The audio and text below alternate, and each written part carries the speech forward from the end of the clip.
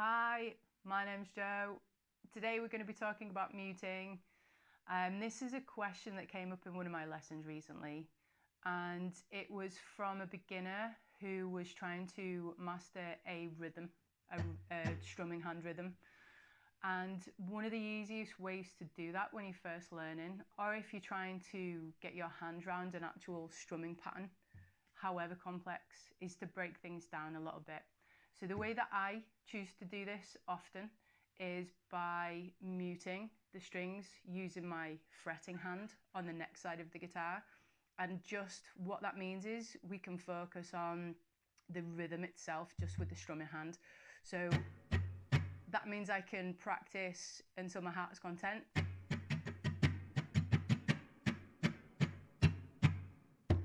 Until I get the strumming hand used to the rhythm, and then I can bring the chords into the mix and press those chords down with the opposite hand. Okay, so what is muting? So in this context, muting is we want to stop the strings from ringing out. There are different kinds of muting with both hands and one or the other hand. But today, I just want to be stopping the vibrations of the strings. So I'm going to rest my fretting hand or the neck side hand of the neck side of the guitar hand over the strings. I'm not going to be pressing them down, I'm just going to be resting them across the strings. So they're going to sound like this. Gives us a nice percussive sound, which you can use as a technique in many songs as well. So it comes in useful for all sorts of reasons. So the way to get this right is just to rest your fingers in a flat line. It doesn't matter whereabouts on the neck they are at the moment, not for this particular situation. It's going to sound pretty similar all the way up. So we just want to stop them from ringing out. So if you press too hard, you put too much pressure on those strings,